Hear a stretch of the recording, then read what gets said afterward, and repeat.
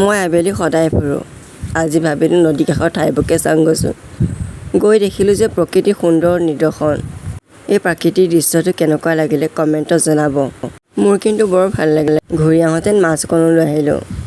আজি ৰাতিৰ সাঁজনো কেনেকৈ বনাওঁ, কিহেৰে বনাওঁ তাকে ভিডিঅ'টো কৰি দেখুৱাওঁ বুলি ভাবিলোঁ। প্ৰথমে মাছকণ ধুই নিমখ হালধিকণ সানি ল'লোঁ। প্ৰথমে কেৰাহীখন গেছত পাতি ল'লোঁ। তাৰ পৰা নিজৰ আন্দাজত তেল দিলোঁ। তাৰ পৰা মাছকেইকণ এপিচ এপিচকৈ ভাজি গ'লোঁ। মাছ বনাবলৈ বৰ ভয় লাগে নহয় জানো, ফুটে যে। মোৰো ভয় লাগে, উপায় নাই, বনাবতো লাগিবই। কিন্তু বনোৱা সিজোৱা মই বৰ ভাল পাওঁ। থালিখনলৈ ভালকৈ মন কৰিব। ইয়াত থকা সকলোখিনি পাচলি আজি ৰেচিপি হ'ব।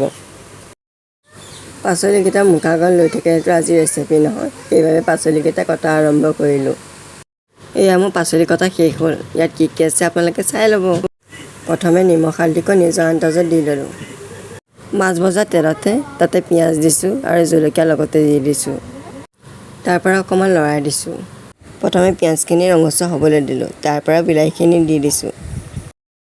তাৰ পৰা বিলাহীখিনি অকণমান লৰাই দিলোঁ। তাৰ পৰা গেছটো চিমত দি পেলাই ঢাকনাখন মাৰি দিলোঁ। যেতিয়ালৈকে বিলাহীখিনি ভাগি গুৰি হৈ নাযায়, তাৰ পৰা তেলটো ওলাই নাযায়, তেতিয়ালৈকে অকণমান লৰাই থাকিব লাগিব। এয়া দেখিছেনে মোৰ বিলাহীখিনি ভাগি তাৰ পৰা তেল ওলাইছে। তাৰ পৰানো কি, তাত পাচলিখিনি দি দিলোঁ।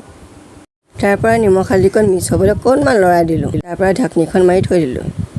মোৰ তৰকাৰীকণ হ'বলৈ হৈছে। হ'বলৈ সময়তে মাছ 3 পিচ দি দিছোঁ। তেতিয়াই ভাল লাগিব তৰকাৰীকণ খাই। মাছ 3 পিচ দি অকণমান লৰাই দিলোঁ। তাৰ পৰা ঢাকনাখন মাৰি দিলোঁ। অকণমান উতলিলে মোৰ মাছৰ তৰকাৰী হ'বই বুলি কৈছিলোঁ, হৈয়ে গ'ল। এতিয়া মই গেছটো অফ কৰি দিলোঁ। মোৰ থালিখন কেনে লাগিলে কমেণ্টত জনাব। ফেচবুকত চাই থাকিলে ফ'ল' কৰি দিব, ইউটিউবত চাই থাকিলে ছাবস্ক্ৰাইব কৰি দিব। আজিলৈ আহিছোঁ, বাই।